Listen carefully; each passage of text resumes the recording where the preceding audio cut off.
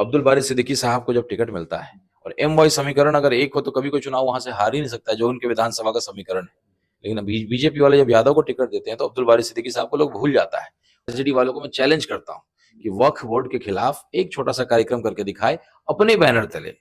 Zoom India में आपका स्वागत है। मैं हूं शमीम अनवर। इस वक्त हमारे साथ एक ऐसी शख्सियत है जिन्हें अगर एक नए लफ्ज में अगर तारीफ करूं तो कह सकते हैं सोशल मीडिया की जीनत है। इस वक्त हमारे साथ राणा रंजीत सिंह है। सर बहुत शुक्रिया आपका। मैं सवाल यहीं से शुरू करता हूं क्योंकि आज ओवैसी साहब की सभा थी। क्या लग रहा है इस सभा से कितना माहौल बदलेगा और लोगों का क्या रुझान होगा?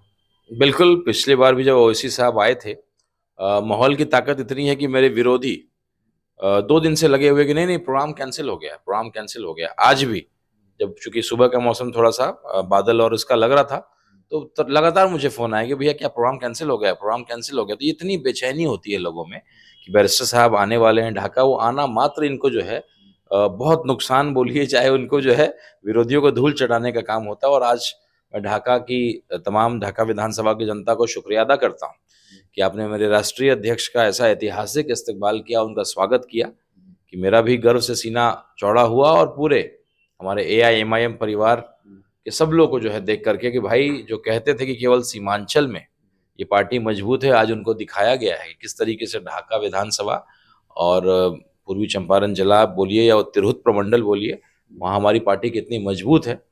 और लोगों ने एक स्वर में बोला कि बदलाव के लिए हम लोग तैयार हैं। मिजाज बदला हुआ है, पहले विकल्प नहीं था और हम लोगों ने कुछ नया काम भी कर। यहाँ मंच से हमारे बैरिस्टर असदुद्दीन ओवैसी साहब ने एक सांकेतिक रूप से हम लोगों ने एक गुलामी की जंजीर को तोड़ने का और खोलने का काम किया है। और तमाम मेरे दर्शक थे, उनके हाथ में जो है हथकड़ी के रूप में जो है बंधा हुआ था रस्सी। ओवैसी साहब ने वहां ताला खोल करके जंजीर को हटाया और लोगों ने फिर अपने रस्सी को फेंका। एक सांकेतिक मैसेज देने का काम किया कि ढाका अब तैयार हो गई है, कि ये जो गुलामी हम लोग एक पार्टी की करते आ रहे थे, ये गुलामी को आज खत्म कर दिया ढाका विधानसभा ने। और यहाँ से एक ऐसा मैसेज जाएगा जो मैं कहता हूँ कि एक वैक्सीनेशन के रूप में ढाका विधानसभा काम कर रही है। वैक्सीनेशन का नाम राणा रंजीत है। और बीमारी जो है दो पार्टियों ने, RJD और भाजपा वालों ने फैलाया हुआ है कि समाज को हिंदू मुसलमान में बांटिए और बिना विकास के बात किए हुए, बिना कोई लोगों की बात, पलायन की बात, अस्पताल की, शिक्षा व्यवस्था की, आप फोकट में वोट पाते रहिए। तो इस बीमारी का इलाज हम लोग करने जा रहे हैं। और AIMIM और खास करके हमारे बैरिस्टर असदुद्दीन ओवैसी साहब, ढाका की जनता, इसका श्रेय जो है उनको मिलेगा और सेकुलरिज्म को एक नया पहचान मिलेगा और AIMIM को एक बेहतर पहचान मिलेगा। सर आप लोग कई बार मतलब गुलामी को लेकर सवाल करते हैं, जैसे कि आज भी भाषण में सदर साहब ने बोला। तो ये गुलामी किस तरह की गुलामी की बात कर रहे हैं? और ये गुलामी आप लोग जो उसको हटाने की बात कर रहे हैं, वो मुमकिन है कि आप लोग जो कह रहे हैं हम क़यादत की बात करें, गुलामी हटाएंगे, क्या आप लोग इसको खत्म कर सकते हैं? ऐसा कुछ देखिए, गुलामी ये है कि 2% वाले लोग, जिसका मालूम है कि किस दिन वो भाजपा में चले जाएं, वो कोई गारंटी नहीं है। आज गठबंधन है और 5-6 सीट अगर उनको आता है तो सबसे पहले वो भागेंगे। ये RJD वाले भी जानते हैं। एक एक आदमी बिहार का जानता है, उसको आप अपने साथ रखते हैं, उसको आप इतनी सीटें देते हैं, लेकिन हम आपसे मात्र 6 सीटें मांगते हैं कि भाई हम मुसलमानों की लड़ाई को लड़ते हैं। आप में तो हिम्मत है नहीं, आप तो बैलेंस बनाते हैं। मैं हर मंच पे मैंने बोला कि RJD वालों को मैं चैलेंज करता हूँ कि वक्फ बोर्ड के खिलाफ एक छोटा सा कार्यक्रम करके दिखाए अपने बैनर तले, इमारत शरिया के बैनर तले नहीं। उनकी हिम्मत नहीं है, उनको बैलेंस बनाना है। जब पूछा एक पत्रकार भाई आप जैसे तेजस्वी यादव जी से कि भाई आई लव मोहम्मद को लेकर के आप क्या कहना चाहते हैं, तो उन्होंने कहा कि मेरा ध्यान जो है चुनाव पे है केंद्रित। तो लेकिन आप जिस समाज की नुमाइंदगी करते हैं, और ये समाज ही इकलौता है जो RJD को ढो रहा है, वरना RJD के पास अब यादव बचा नहीं है। तो इकलौता MY में कुछ बचा नहीं है, केवल यही है। तो कहीं ना कहीं आज ये गुलामी की जंजीरों को तोड़ने का मैसेज ये है कि AIMIM एक बेहतर विकल्प आ गई है और मुसलमानों के पास विकल्प नहीं था। भाजपा को वोट दे नहीं सकते, इसलिए मजबूरी में RJD को दिया करते थे। तो ये मैसेज ढाका विधानसभा से जब जाएगा और हम लोग यहाँ से चुनाव 50,000 से जीतेंगे, तब जाकर के बाकी लोगों की भी जो है बुद्धि खुलेगी। और AIMIM के ऊपर जो दाग लगाते हैं लोग कि ये कट्टर मुसलमानों की पार्टी है, तो राणा रंजीत सिंह खुद एक हिंदू है, राजपूत का बेटा है। उसको 6 महीना पहले हमारे राष्ट्रीय अध्यक्ष ने अपना अनाउंस कर दिया कैंडिडेट, और RJD वाले नॉमिनेशन के अंतिम दिन के 1 दिन पहले कैंडिडेट अनाउंस करते हैं। तो ये कहीं ना कहीं ये सम्मान मुझे मिलता है। जो आपने शुरू में एक लाइन कहा कि भाई सोशल मीडिया के बिल्कुल हार्ट थ्रॉब है, जीनत है, तो ये इसलिए है क्योंकि एआईएमआईएम का हिस्सा हूँ। एआईएमआईएम की बहुत बड़ी ताकत है सोशल मीडिया पे, और बड़ी पहचान मुझे मिली है कि भाई एक ईमानदारी से अपनी बात को कहता हूँ। लोकसभा लड़ा, डंके की चोट पे मैंने कहा कि हारूंगा या जीतूंगा, पार्टी को नहीं छोड़ूंगा। आज लोगों ने विश्वास करा, जब देखा कि भाई मुझे बड़े बड़े पार्टियों से ऑफर मिला, आरजेडी से लेकर तमाम बड़ी बड़ी पार्टियों ने, नहीं वो काम ही नहीं करना है। मेरे पिताजी आजीवन एक पार्टी में रहे, और विधायक सांसद बनना बड़ा बात नहीं है, नेता बनना बड़ा बात है। हम लोग अंबेडकर जी को मानते हैं, हम लोग जयप्रकाश जी को मानते हैं, लोहिया जी को मानते हैं। सांसद विधायक छोटा मोटा एक रास्ते का जो है, एक छोटा सा पड़ाव है। नेता बनना है, बड़े विचारधारा को, एक नया समीकरण तैयार करने, खास करके जो हम लोग अपना दलित समाज को, खास करके फॉरवर्ड समाज को, मुसलमान समाज को, और हर वंचित समाज को, हर वर्ग जिसके साथ नाइंसाफी हुई है उनको लेकर के चलने का प्रयास कर रहे हैं। तो आप यादव समाज की बात करिए। यादव समाज तो आज भी लालटेन के ऊपर फख्र करता है, बोले हमारी पार्टी हमारी जात की पार्टी है। तो आप कह रहे हैं कि यादव जा रहा है लालटेन की तरफ। अच्छा, अब एक समीकरण निकालिए, कितने यादव एक दूसरे से सामने सामने लड़ रहे हैं, और भाजपा वालों ने भी कितने यादव को टिकट दिया है। यहीं पे अब्दुल बारी सिद्दीकी साहब को जब टिकट मिलता है, और एम वाई समीकरण अगर एक हो तो कभी कोई चुनाव वहां से हार ही नहीं सकता, जो उनके विधानसभा का समीकरण है। लेकिन बीजेपी वाले जब यादव को टिकट देते हैं तो अब्दुल बारी सिद्दीकी साहब को लोग भूल जाता है। उनको तब आरजेडी का कैंडिडेट नहीं, मुस्लिम कैंडिडेट कह करके सब लोग चले जाते हैं भाजपा में, यादव लोग। तो ये तो स्थिति है। सच्चाई ये है कि यादव तो हिंदू हो चुका है, वो अपने हिसाब से चल रहा है, केवल मुसलमान जो है एक गुलामी कर रहा है। और स्थिति यह है कि आप डिप्टी सीएम अनाउंस तक नहीं कर सकते। बनाना नहीं बनाना तो छोड़िए, आपकी सरकार बनेगी, किन शर्तों पे बनेगी, नहीं बनेगी, तो दूर की बात है। आप मुंह से बोल तक नहीं पा रहे हैं, क्योंकि आपको बैलेंस बना के चलना है। अरे भाई, जो आपकी इतनी लड़ाई, इतनी ईमानदारी से आपकी पार्टी को खड़ा करके रखा है, आप उसके लिए बोल भी नहीं सकते हैं, इतना भी हौसला नहीं बढ़ा सकते हैं। तो ये गुलामी है, इस गुलामी से हम लोग को आज़ादी दिलानी। और यहाँ की गुलामी की बात अगर करें तो फुलवरिया, जो विधायक जी का गांव है, वहाँ के 90% लोगों पे जो मुस्लिम समाज से आते हैं केस किया हुआ है। छोटी बच्ची 14 साल, 15 साल, 17 साल, लड़का जो है नौजवान, सबके ऊपर केस है। आप विधायक का विरोध नहीं कर सकते। अगर आप थोड़ा सा भी कुछ बोलेंगे तो आपके ऊपर केस हो जाएगा। मेरी प्रचार गाड़ी को उन्होंने तोड़ा, पहले भी इन्होंने फैसल रहमान साहब की गाड़ी को तोड़ा, उनके पोस्टर को फाड़ा, लेकिन वो चुप रह गए। राणा रंजीत सिंह राजपूत का बेटा है, हम चुप रहने वालों में से नहीं है। डंके की चोट पे लड़ना हमारे धर्म ने सिखाया है, और लड़ते रहेंगे। स्वाभिमान से समझौता नहीं कर सकते। हम लोगों ने उनके गांव में ही धरना शुरू किया, और हजारों की हुजूम चली आई। तो बाद में प्रशासन और बाकी लोगों ने पहल किया, और उस जिसने उपद्रवी को पकड़ा भी, तो हम लोगों ने उसको रोका। नहीं तो उनके गांव में उनको दिखा देते थे कि राणा रंजीत सिंह क्या है, एक राजपूत का बेटा क्या है। तो ये पुराने विधायक की तरह राणा रंजीत को अगर कोई सोच रहा है तो फिर वो अपनी गलतफहमी में है। और अगर आप ईमानदार हैं, आपने कुछ गलती नहीं किया है, तो हम भीमराव अम्बेडकर जी को मानने वाले लोग हैं। हमारे पास ताकत है संविधान की, हमें कोई डगमगा नहीं सकता। हम अपने शर्तों पे और अपनी ईमानदारी पे लड़ते हैं, और अपने संविधान पे गर्व करते हैं। संविधान जो हमें अधिकार देता है। मैंने यही सवाल किया कि क्या मतलब फुलवरिया जो विधायक जी का गांव है, वहां अगर मैं जाऊंगा तो क्या एसडीओ की जगह छोड़ के किसी और से परमिशन लूं? अनुमंडल जो आरओ होता है उसी से ना परमिशन लूंगा? तो मेरी प्रचार गाड़ी का परमिशन आरओ से लिया हुआ है, तो मेरे पोस्टर को फाड़ने का हिम्मत उन्होंने किया। तो ये गुलामी भी है। मॉब लिंचिंग हो गई उनके गांव में, दिन दहाड़े 7-8 लोग जाकर के वाजुल हक साहब को मारा। आज उनकी बेवा को हम लोगों ने बैरिस्टर साहब से मिलवाया। ये बेचारी पोस्टर लेकर के राहुल गांधी जी और तेजस्वी यादव जब आए थे, तो पोस्टर लेकर रोड पे खड़ी थी धूप में, किसी ने कोई संज्ञान नहीं लिया। मुझे दिल उस दिन रोया था, और मैंने उसी दिन सोचा था कि जिस दिन हमारे नेता बैरिस्टर सुदीन ओवैसी साहब आएंगे, जिनको विश्व पूरे वर्ल्ड उनको सुनता है, तो उनसे मिलवाऊंगा, और उनकी लड़ाई को जो है उनसे बुलवाऊंगा। आज उन्होंने मन से बोला भी इस बात को।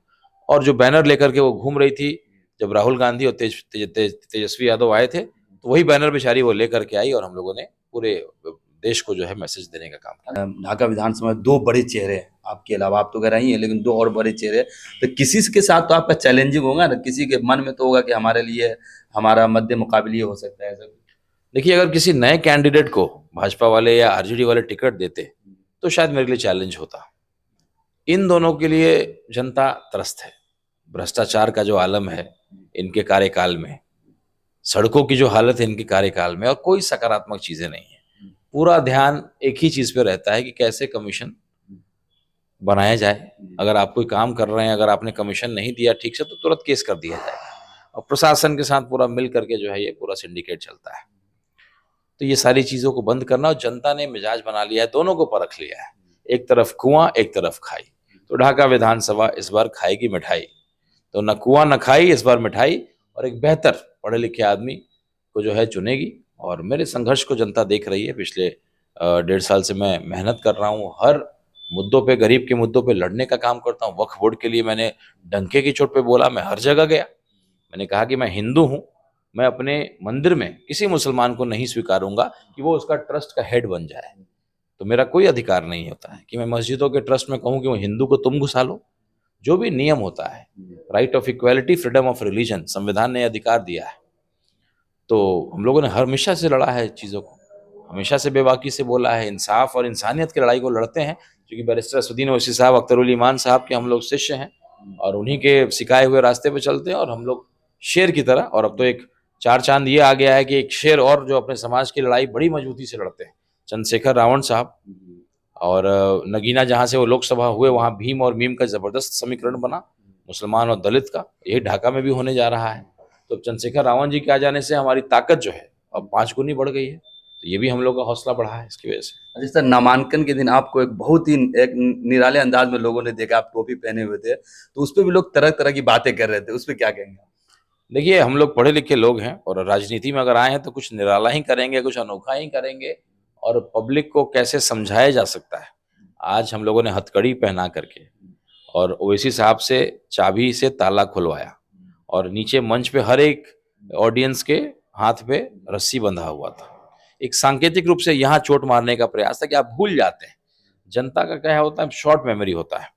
आपने 2 दिन सुना कि अरे वो तो गलत हुआ, 2% वाले को दिया, 18% वाले को नहीं दिया, ये है वो है, फिर धीरे धीरे लोग भूल जाते हैं। अरे छोड़ो ना, आरजेडी वाला ही तो है, ये है वो। इसलिए उसको याद दिलाने के लिए और एक मैसेज देने के लिए कि गुलामी की जंजीरों की शुरुआत तोड़ने की ढाका से हो गई है। और उसके बाद हम लोगों ने जो फसल क्षति हुआ, यहाँ पे बाढ़ आया, तो हमारे कई किसान थे जिनका फसल खराब हुआ, लेकिन फसल क्षति को लेकर कोई काम नहीं हुआ। तो हमारे 2 किसानों ने, हमारे अरविंद कुमार सिंह जी, हम लोग के गार्जियन पूर्व मुखिया विजय कुमार सिंह जी, उन लोगों ने जाकर के धान जो खराब हो गया था उसको भेंट किया ओवैसी साहब को। एक सांकेतिक मैसेज देना था। और ढाका में जो है खाद बहुत महंगा मिलता है, 1200 रुपये में खाद मिलता है, नेपाल में स्मगलिंग हो जाता है। तो कौन स्मगलिंग करा रहा है, कौन जिम्मेदार है? क्यों किसान खाद जो है 700 का 1200 में खरीदेगा, 600 का 700 का जो भी रेट होता है? तो ये तमाम मुद्दे हैं, और हम लोग का हमेशा अनोखा अंदाज ही रहता है। और आज जब मैं कुछ नहीं हूँ, तो ढाका को मैंने पहचान दिलाने का काम किया। ढाका के मुद्दों के लिए इतने मजबूती से लड़ता हूँ। अगर ढाका की जनता ने मुझे मौका दिया, अपने बेटे को मौका दिया, तो आप देखिएगा कि ढाका का नाम कहाँ चला जाएगा। आज पूरा देश ढाका की तरफ देख रहा है कि ढाका के लोग अगर समझदारी से वोट करेंगे, तो इस पार्टी AIMIM के ऊपर जो दाग लगाया जाता है कि ये कट्टर मुसलमानों की पार्टी है, इस दाग को हम धोने में पूरी तरीके से सफल हो जाएंगे। और ये हम बताएंगे कि ये कट्टर मुसलमानों की पार्टी नहीं, कट्टर देशभक्तों की पार्टी है। ये कट्टर मुसलमानों की पार्टी नहीं है, कट्टर संविधान को मानने वाले लोगों की पार्टी है। तो ये एक शुरुआत होगी, एक आगाज होगा, जिसका आज आपने देखा जो भव्य रैली हुआ था, इस तरह का इस्तकबाल। मुझे नहीं लगता है, आप देखते हैं तेजस्वी यादव जी कब आते हैं और उनकी भी रैली को देखेंगे। तो ढाका विधानसभा को लेकर आपकी प्राथमिकता क्या रहेगी, प्रायोरिटी किसे देंगे अगर आप जीत के आते हैं तो? देखिए, हमारी प्रायोरिटी सबसे बड़ी ये है कि यहाँ एक डिग्री कॉलेज नहीं है, और आप किसी भी समाज का या किसी भी जो है जनरेशन का आप भला तब कर सकते हैं जब वहाँ की शिक्षा व्यवस्था बेहतर हो।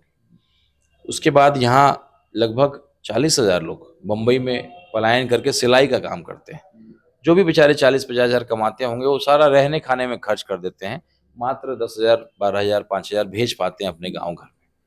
तो जब मशीन ही चलाना है, समुंदर से तेल तो निकालना नहीं है कि हमारे पास बिहार में समुंदर नहीं है, तो मेरा जो प्राथमिकता है कि वो सिलाई मशीन और वो कारखानों को यहीं ढाका में स्थापित करूँ, उनको रॉ मटेरियल उपलब्ध कराऊं, उनको ट्रांसपोर्टेशन के लिए सब्सिडी दिलाऊं, और जो भी इस तरह का हो सकता है वो कराने का प्रयास करें। क्योंकि अवैसी साहब के करीबी नेताओं में से आप माने जाते थे, अवैसी साहब से आप लोग मिलते थे, किस तरह की बातें होती, किस तरह का बॉन्ड है उनसे?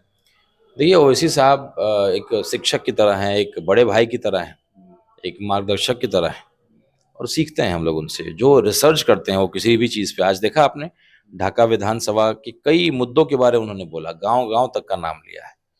जब CA/NRC हो या वक्फ बिल को लेकर के हो, पार्लियामेंट में लोग क्यों सुनते हैं? वो एक विद्यालय की तरह है। उनका रिसर्च इतना शानदार होता है कि अगर उन्होंने कुछ बोल दिया तो वो कुछ दोबारा सोचने की ज़रूरत नहीं है, ओवैसी साहब ने बोला तो ठीक ही बोला होगा। और सूफ़ी इंसान है, इबादत और पढ़ाई दोनों चीज़ें आप अपने क्या बोलते हैं अपने एजुकेशन के साथ अपने रिलीजन को समझते हुए एक अच्छे इंसान आप बन सकते हैं, और वो कोशिश करते हैं।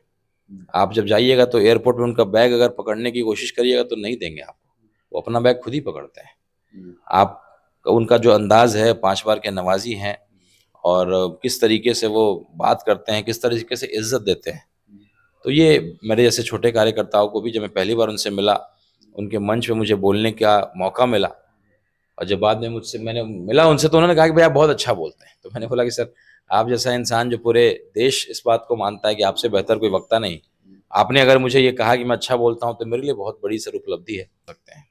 अच्छा सर, आखिरी सवाल रहेगा। असद साहब चूंकि उनको लोगों ने कभी हंसते हुए अच्छे से देखा नहीं है, तो कोई ऐसी चीज मुझे बताए अंदर की जब आप लोग बैठते हो, कोई फनी चीज जो मतलब जिसपे आप लोग को हंसी आई हो, असद साहब को भी हंसी आई हो। कई चीज़ें हैं, आज ही मेरा बेटा बैठा हुआ था तो उन्होंने पूछ सवाल कर दिया, असद साहब। हाँ, कि भाई सर आप बचपन में कैरेट नहीं खाए थे क्या? अच्छा। तो उन्होंने बोला ऐसा क्यों? तो कहा आप चश्मा लगाते हैं, अगर आप कैरेट खाए होते अच्छा। तो आपका जो है नहीं लगा। चश्मा अच्छा नहीं लगाना पड़ता, आपका आई विजन साइट बेहतर होता। तो हंस पड़े वो बहुत जोर से। तो कई चीजें होती हैं, अब आपको मौका नहीं मिला होगा, चूंकि पत्रकार हैं, आप सभाओं में जाते होंगे, करते होंगे, तो कहीं ना कहीं बहुत हंसमुख इंसान है, और अकेले में तो और डांट उठ पड़ी आप लोग। बिल्कुल, जब गलती करेंगे तो डांट पड़ेगी ही, स्वाभाविक है। और आज भी तो मंच पे लगातार भीड़ इतनी हो जाती है कि ढंग से बोलने तक का पब्लिक दूर की देख नहीं पा रही थी, तो स्वाभाविक है इसको ठीक कराना, देखना, करना।